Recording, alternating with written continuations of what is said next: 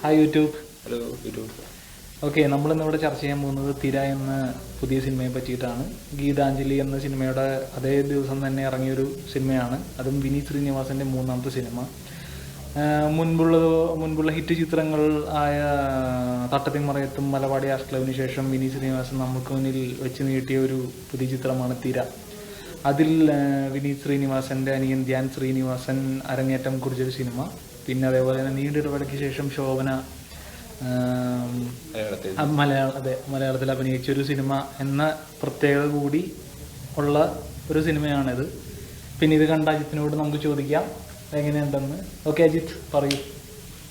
വിനീത് ശ്രീനിവാസൻ എന്ന ഡയറക്ടറെ ഇതിനു മുമ്പ് ഇറങ്ങിയ 2 സൂപ്പർ ഹിറ്റ് സിനിമ കണ്ടതിൻ്റെ ഒരു ഹാങ് ഓവർ തലക്ക് കിടന്നിട്ടാണ് ഈ സിനിമയ്ക്ക് കാണാൻ പോയത്.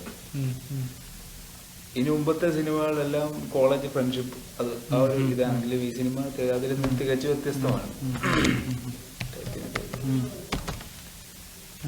ഈ സിനിമയൊക്കെ അതിൽ നിന്ന് തികച്ചും വ്യത്യസ്തമാണ്. അപ്പൊ ഈ സിനിമ കണ്ടപ്പോൾ നമുക്ക് മനസ്സിലാക്കാൻ പറ്റുന്നൊരു കാര്യം എന്ന് പറഞ്ഞാൽ മോളിവുഡിലെ മലയാള ഫിലിം ഇൻഡസ്ട്രിയിലെ മുതിർന്ന ഡയറക്ടേഴ്സിന്റെ കൂട്ട് തന്നെ അല്ലെ വരുന്ന ഡയറക്ടേഴ്സിന്റെ എല്ലാം കൂട്ട് തന്നെ വിനീത് ശ്രീനിവാസനും കോപ്പിയടി തുടങ്ങിയെന്ന് നമുക്ക് മനസ്സിലാക്കാം. പ്രിയദർശന്റെ ഭാവി ഇപ്പൊ അദ്ദേഹം തുറന്നുകൊണ്ടിരിക്കുന്നു. ഓക്കെ, ഹിറ്റ് ചിത്രമായ ടേക്കൺ, നമുക്ക് എല്ലാവർക്കും പരിചിതമായ ടേക്കൺ എന്ന സിനിമയുടെ ഒരു പകർപ്പാണ് തിരയെന്ന് നമുക്ക് പറയാം. ഇതിനി മൊത്തം 3 ഭാഗങ്ങളായിട്ടെന്നാണ് കേട്ടത്. 3 ഭാഗങ്ങളായിട്ടാണ് പറയുന്നത്. ഇനിയുള്ള 2 ഭാഗങ്ങൾ നല്ലതായിരിക്കും. അതിനുള്ള അങ്ങനെ വല്ല സിനിമയിൽ പറയുന്നുണ്ടോ? അവസാനം നമുക്കൊരു 2ാം ഭാഗത്തിലോട്ടുള്ളൊരു ചെറിയ തുരുമ്പെന്ന് എടുത്തിടുന്നുണ്ട്, കച്ചിത്തുരുമ്പ് എടുത്തിടുന്നുണ്ട്. പക്ഷെ ഈ സിനിമ ടേക്കൺ കണ്ടതുകൊണ്ട് ഒരു വലിയ ത്രില്ലറായിട്ട് ഫീൽ ചെയ്തില്ല. പക്ഷെ ടേക്കൺ കാണാത്തവർക്ക് ഇത് നല്ലൊരു ത്രില്ലറായിട്ട് വരും. പിന്നെ പൊതുവെ സീരിയസ് ആണ് സിനിമ മൊത്തം. പൊതുവെ സീരിയസ് ആണ്, എൻജോയ് ചെയ്യാൻ പറ്റിയ സിനിമയല്ല ഇത്, ഗൗരവത്തോടെ കണ്ട സിനിമ തന്നെയാണ്. പിന്നെ സിനിമയുടെ തീമിനെ പറ്റി പറയുകയാണെങ്കിൽ കേട്ടു പഴകിയ ഒരു തീം, ഒരു പുതുമയില്ല തീമിന്. ഹ്യൂമൻ ട്രാഫിക്കിംഗ് അല്ലെങ്കിൽ കള്ളക്കടത്ത്, സെക്സ് റാക്കറ്റ്, അതിനെക്കുറിച്ചുള്ള സിനിമ. അതിനെക്കുറിച്ച് എത്രയോ സിനിമ മലയാളം ഫിലിം ഇൻഡസ്ട്രിയിൽ ഇറങ്ങിയിട്ടുണ്ട്. അതുകൊണ്ടൊരു ആവർത്തന വിരസത ഒരു സമയത്ത് തോന്നി.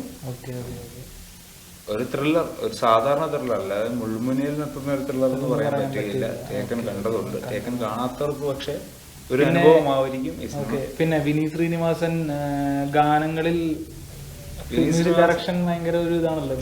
ഈ സിനിമയിൽ മ്യൂസിക്കിന് വലിയ പ്രാധാന്യമൊന്നുമില്ല. വിനീത് ശ്രീനിവാസൻ ടൈറ്റിൽ സോങ് പാടിയിട്ടുണ്ട്, അത്രേ ഉള്ളൂ.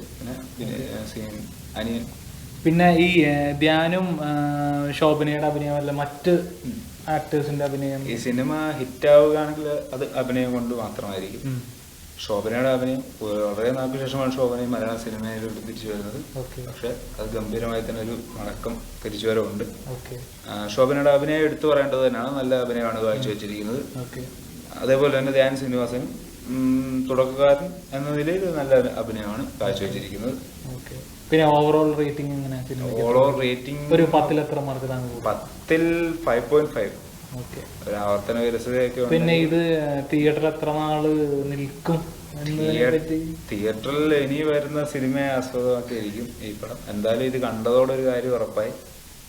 ഇപ്പൊ കൂടെ ഇറങ്ങിയിരിക്കുന്ന പടമായ ഗീതാഞ്ജലിയും ഇതും ഒരേപോലെ പോകുന്നതായിരിക്കും. അതും ഹിറ്റ് എന്ന് ഉറപ്പിക്കും. കാരണം ഈ പടം എബോ ആവറേജ് എന്നല്ല, കേട്ടത് വെച്ച് നോക്കുമ്പോൾ എബോ ആവറേജ് ആവേണ്ടതാണ്. പക്ഷെ കണ്ടപ്പോൾ ഒരു ആവറേജ് എന്ന നിലയിൽ മാത്രമേ എനിക്ക് ഫീൽ ചെയ്തുള്ളൂ. അപ്പൊ ഞാൻ 2ാം ദിവസമാണ് ഞാൻ കാണാൻ പോയത്. തിയേറ്ററിൽ ഞാൻ നൂൺ ഷോയ്ക്കാണ് പോയത്. തിരക്ക് ഒട്ടുമില്ലായിരുന്നു. ഒരു 10-50 പേര് കാണും. വെള്ളിയാഴ്ച ഉച്ചയായതുകൊണ്ടായിരിക്കണം. സാധാരണ സിനിമകൾ വെള്ളിയാഴ്ച റിലീസ്. അതെ, പക്ഷെ ഇത് ഇന്നലെ റിലീസ് ചെയ്തു. ഇന്നലെ അവധി ദിനമായതുകൊണ്ട് റിലീസ് ചെയ്തു. പിന്നെ ഈ സിനിമ ഇതിൽ ശ്രീനിവാസനെ പ്രതീക്ഷിച്ചു, പക്ഷെ ശ്രീനിവാസൻ ഇല്ലായിരുന്നു.